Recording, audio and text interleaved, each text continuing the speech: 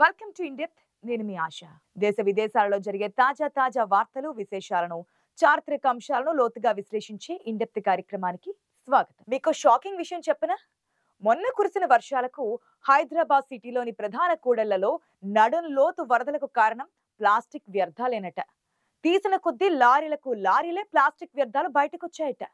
ఇంత దారుణాలకు కారణం ప్రభుత్వం విచ్చలవిడిగా పరిశ్రమలకు ఇస్తున్న లైసెన్సులే. జనం తమ అనుకూలత కోసం వాటిని విచ్చలవిడిగా వాడేస్తుండడమే. నిజానికి మన దేశం ప్లాస్టిక్ కాలుష్యాల విషయంలో ప్రపంచంలోనే నెంబర్ 1 అని అంటున్నారు. నిజంగా ఇదో దరిద్రం అనే చెప్పాలి. అధికారిక లెక్కల మేరకు సంవత్సరానికి 9.3 మిలియన్ టన్నుల ప్లాస్టిక్ వేస్ట్ ఈ వరద నీటికి అడ్డుపడుతోంది. దాంతో నగరాలలో వీధులన్నీ చిన్న వర్షానికి పొంగు పొర్లుతున్నాయి. ఈ లెక్కలు నగరానికి సంబంధించినవే. మన దేశపు గ్రామాలను ఇందులో లెక్కించలేదు. ఇంకా మన తరువాతి స్థానానికి 3.5 మిలియన్ టన్నులతో నైజీరియా, 3.4 మిలియన్ టన్నులతో ఇండోనేషియా చేరుకున్నాయి. మన దేశం ప్లాస్టిక్ ఉత్పత్తుల్లో నెంబర్ 1. అలాగే ప్లాస్టిక్ కాలుష్యాల విషయంలోనూ కూడా ప్రపంచంలోనే నెంబర్ 1 అని తేలడం కూడా దురదృష్టకరమనే చెప్పాలి. కంట్రోల్ చేయాల్సిన ప్లాస్టిక్ ను యథేచ్ఛగా మార్కెట్ చేస్తున్నారు. చిన్న అవసరాలకు కూడా ప్లాస్టిక్ వినియోగం లేనిదే పని కాదని అనిపించేలా పరిస్థితులు మారిపోయాయి. ఇంతటికి కారణం ప్రభుత్వమే అని తాజా లెక్కలు తేల్చేశాయి. అవును, మన దేశం జనాభా విషయంలోనూ నెంబర్ 1. కానీ ప్లాస్టిక్ వ్యర్థాల ఉత్పత్తులలోనూ మన దేశం అగ్రస్థానంలో ఉందని నేచర్ మ్యాగజైన్ ప్రచురించడం పరిస్థితి తీవ్రతను తెలియజేస్తోంది. ప్రపంచంలోని అగ్రరాజ్యంగా ఎదగాలని చూస్తున్న భారత్ కు ఈ విషయం ఒక స్పీడ్ బ్రేకర్ లాంటిదేనని అంటున్నారు నిపుణులు. ప్రపంచంలో అత్యంత కాలుష్యపు నగరంగా రాజధాని ఢిల్లీ ఎంపిక కాగా ఇప్పుడు ప్లాస్టిక్ వ్యర్థాల విషయంలోనూ దేశం ముందు వరుసలో ఉండడం విచారించదగిన విషయం. మిషన్ లెర్నింగ్ ఉపయోగించి ఇటీవల నిర్వహించిన అధ్యయనం ప్రపంచంలోని అత్యంత ముఖ్యమైన ప్లాస్టిక్ వ్యర్థాల హాట్ స్పాట్లను గుర్తించడం జరిగింది. ఈ అధ్యయనం ప్రపంచంలోని 50,000 పట్టణ, గ్రామీణ ప్రాంతాలలో జరిగింది. ప్లాస్టిక్ వ్యర్థాల సేకరణ అధిక స్థాయిలో ఉండడం కారణంగా భారత్ అగ్రగామిగా తేలింది. ఈ అధ్యయనం ప్రపంచవ్యాప్తంగా పెరిగిన ప్లాస్టిక్ వినియోగాన్ని కళ్లకు కట్టింది. దేశంలో వ్యర్థాల నిర్వహణలో లోపాలను బయటపెట్టింది. ప్రపంచ ప్లాస్టిక్ కాలుష్యం వివరాలను చూస్తే భారత్లో ఏటా 10.2 మిలియన్ టన్నులకు పైగా ప్లాస్టిక్ వ్యర్థాల ఉత్పత్తి అవుతున్నట్లు లెక్కలు చెబుతున్నాయి. ఇది ప్రపంచ ఉత్పత్తిలో దాదాపుగా 20%తో సమానమని తేలింది. వీటిలో ఎక్కువ భాగం ఎక్కడ పడితే అక్కడే పడేసిన వ్యర్థాలుగానే ఉంటున్నాయి. University of leads school of civil engineering లోని కోస్టాస్ వెలిస్ నేతృత్వంలో పరిశోధనల అధ్యయనంలోనూ అదే ఫలితాలు వెలుగు చూశాయట. దేశంలోని బహిరంగ ప్రదేశాలలో, డంపింగ్ యార్డుల్లో ప్లాస్టిక్ వ్యర్థాలను గుట్టలుగా పారవేస్తూ ఉంటారు. దీనివల్ల చుట్టుపక్కల వాతావరణం కూడా ప్రభావితం అవుతూ ఉంటుంది. ఏడాదికి 5.8 మిలియన్ టన్నుల ప్లాస్టిక్ ను బహిరంగంగానే కాలుస్తుండటంతో వాతావరణం విషపూరితంగా మారుతోంది. జనం ఉపయోగించి బయటకు విసిరే ప్లాస్టిక్ వల్ల డ్రైనేజీ సమస్యలు పెరిగిపోతున్నాయి. ఇది కాకుండా మిగిలిన 3.8 మిలియన్ టన్నుల ప్లాస్టిక్ బీచ్లు సారవంతమైన నేలలో కలిసిపోతున్నాయి. నిజానికి ఇతర సేంద్రియ వ్యర్థాలు భూమిలో కలిసినట్టుగా ప్లాస్టిక్ అంత తేలికగా మట్టిలో కలిసిపోదు. కేవలం ఆ ఒక్క కారణంగానే ప్లాస్టిక్ మానవాళికి పెనుముప్పుగా మారింది. ఇప్పటికే ఆ ఫలితాలు కనిపించడం మొదలయ్యాయి కూడా. ఇలా వాతావరణంలోకి వచ్చేస్తున్న మైక్రో ప్లాస్టిక్ కారణంగా ఆహార పదార్థాలు, గాలి, నీటి ద్వారా మనుషుల శరీరంలోకి వెళుతున్నాయి. ముఖ్యంగా మెదడు, కాలేయం, ఊపిరితిత్తులు, జీర్ణ వ్యవస్థలలో తీవ్ర ప్రభావాన్ని చూపి అనారోగ్య సమస్యలను సృష్టిస్తూ ఉంటాయి.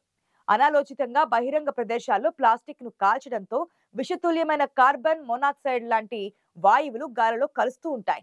ఇవి గుండె జబ్బులకు, శ్వాసకోశ వ్యాధులకు, క్యాన్సర్ లాంటి ప్రాణాంతకాలకు, నరాల సమస్యలకు దారితీస్తున్నాయి. ఈ స్టడీ నుంచి వచ్చిన ఫలితాలు భయపడాల్సిన విషయాలుగా చెబుతున్నారు విశ్లేషకులు. మన తర్వాత నైజీరియా, ఇండోనేషియా, చైనాలు ఆ పాపాన్ని పంచుకుంటున్నాయని ఈ అధ్యయనాన్ని నిర్వహించిన లీడ్స్ విశ్వవిద్యాలయం పరిశోధకులు వెల్లడించారు. మానవాళికే కాకుండా ఇతర జంతుజాలానికి, పర్యావరణానికి పెనుముప్పుగా పరిణమిస్తున్నటువంటి ఈ పాపంలో మన వాటా ఎంతో, దాన్ని తగ్గించుకోవడానికి ఏం చేయాలో ఆలోచించుకోవాల్సిన తరుణం ఆసన్నమైందని ఈ అధ్యయనం కుండబద్దలు కొట్టింది. ప్రపంచంలో ఏటా ఉత్పత్తి అవుతున్న 25.1 కోట్ల టన్నుల ప్లాస్టిక్ తో 2 లక్షల భారీ ఒలింపిక్ ఈత కొలలను నింపొచ్చని గణాంకాలు చెబుతున్నాయి. మితిమీరిన ప్లాస్టిక్ వినియోగంతో మనకు తెలియకుండానే సూక్ష్మ ప్లాస్టిక్ రేణువులుగా మారి పర్వతాలు, అడవులు, రిజర్వాయర్లు, నదులు, సముద్రాల్లో ఇవి చేరిపోతున్నాయి. సగటున ప్రతి గంటకు మనం గాలి ద్వారా 11.3 ప్లాస్టిక్ సూక్ష్మ రేణువులను పీల్చుకునే ప్రమాదంలో ఉన్నాం. అంతేకాకుండా పర్యావరణంలోకి ప్రవేశించే ప్లాస్టిక్ కాలుష్య భూతం అత్యంత ఎత్తైన ఎవరెస్ట్ నుంచి మహాసముద్రంలో అత్యంత లోతైన మరియానా ట్రెంచ్ దాకా ప్రతి చోటును ఆవహిస్తోంది. మరో గమ్మత్ ఏంటంటే ఇక్కడ ప్రపంచంలో అత్యంత అధికంగా ప్లాస్టిక్ ఉత్పత్తి చేసేవి ధనిక దేశాలు కాగా వాటిలో ఒక్కటి కూడా టాప్ 90 కాలుష్యకారక దేశాల జాబితాలో లేవు. సుమారుగా 69% ప్రపంచ ప్లాస్టిక్ కాలుష్యం కేవలం 20 దేశాల నుంచి వస్తోంది. ఇవన్నీ అభివృద్ధి చెందుతున్న పేద దేశాలుగానే ఉంటున్నాయి. ధనిక దేశాల్లో ప్లాస్టిక్ వ్యర్థాల సేకరణ, వాటి నిర్వహణ సమర్థంగా సాగుతుండడమే ఇందుకు కారణంగా అని అధ్యయనం అభిప్రాయపడింది. మిగిలిన రంగాల్లో మాదిరిగానే ప్లాస్టిక్ కాలుష్యంపై కూడా ధనిక దేశాలు, అభివృద్ధి చెందుతున్న దేశాల వాదన భిన్నంగా ఉంది. ప్లాస్టిక్ వ్యర్థాల నియంత్రణ, నిర్వహణ సరిగ్గా చేయడం ప్రధానమని ధనిక దేశాలు వాదిస్తూ ఉండగా, ప్లాస్టిక్ ఉత్పత్తిని, వినియోగాన్ని తగ్గించి ప్రత్యామ్నాయాలు వెతకాలని అభివృద్ధి చెందుతున్న దేశాలు అంటున్నాయి.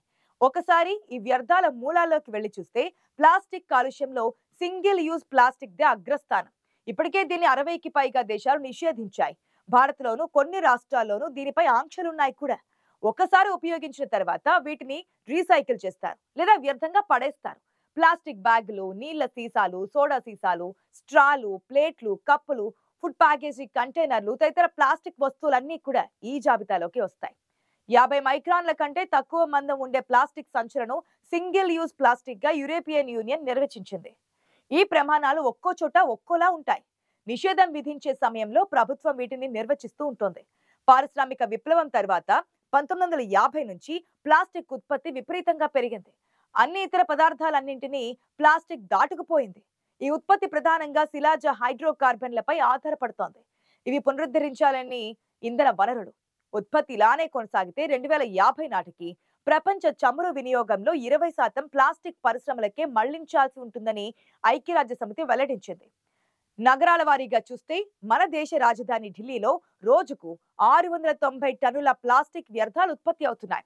తర్వాతి స్థానాల్లో చెన్నై 429 టన్నులు, కోల్కతా 426 టన్నులు, ముంబై 408 టన్నులుగా ఉన్నాయని కాలుష్య నియంత్రణ మండలి వెల్లడించింది. పాలిథిన్ సంచులపై 25 రాష్ట్రాలు, కేంద్రపాలిత ప్రాంతాలు ఆంక్షలను అమల్లోకి తీసుకొచ్చాయి. అయితే ఆంక్షలను కట్టుదిట్టంగా అమలు చేయడం లేదని కేంద్ర పర్యావరణ శాఖ నివేదికలో తెలిపింది. కర్ణాటక, పంజాబ్లలో 2016లోనే నిషేధం అమలులోకి వచ్చిందని, అయితే ఇప్పటికీ అక్కడ సంచులు విచ్చలవిడిగా అమ్ముతున్నారని వివరించింది. అరుణాచల్ ప్రదేశ్, ఉత్తరప్రదేశ్లలో అయితే ఈ విషయంలో వారికి అంతంత మాత్రంగానే అవగాహన ఉంది. మరోవైపు రాజస్థాన్, ఉత్తరాఖండ్లో క్రమంగా ఫలితాలు కనిపిస్తున్నట్లుగా నిపుణులు చెబుతున్నారు. ఢిల్లీ, తమిళనాడు, నాగాలాండ్, జార్ఖండ్, జమ్మూ కాశ్మీర్, మహారాష్ట్రలోనూ నిషేధం అమలులో ఉంది. ప్రస్తుతం చెలరేగిపోతున్న వాతావరణ మార్పులు, పర్యావరణ కాలుష్యం నేడు మానవాళికి ముప్పుగా పరిణమిస్తున్నాయి. మొన్న చైనా, వియత్నాం దేశాలలో వచ్చి పడినటువంటి తుఫాన్లు కూడా ఈ విధమైన సమస్యలుగానే చెప్పుకోవచ్చు. ఐక్యరాజ్య సమితి గణాంకాల ప్రకారం చూస్తే ఏటా ప్రపంచ వ్యాప్తంగా 1 నుంచి 5 ట్రిలియన్ టన్నుల ప్లాస్టిక్ బ్యాగ్లను ఉపయోగిస్తున్నారు. 1 గంటలో ఉపయోగించినటువంటి ప్లాస్టిక్ ను తాడులా కడితే మన భూమిని 7 సార్లు చుట్టొచ్చని సరదాగా లెక్కలు కడుతున్నారు నిపుణులు. ప్లాస్టిక్ బ్యాగులు, ఫుడ్ ప్యాకేజింగ్ కంటైనర్లు పర్యావరణంలో కలిసేందుకు ఒక్కోసారి 1000 ఏళ్ల వరకు పడుతూ ఉంటుంది. రీసైకిల్ చేయడం, తగలబెట్టడం, నేలలో పాతిపెట్టడం, చెత్త కుప్పలుగా పోయడం లాంటి విధానాలలో ప్లాస్టిక్ ను నిర్మూలిస్తూ ఉంటారు. అయితే మొత్తం ప్లాస్టిక్ లో కేవలం 9% ఇలా రీసైకిల్ అవుతూ ఉండడం ఒక విషాదం.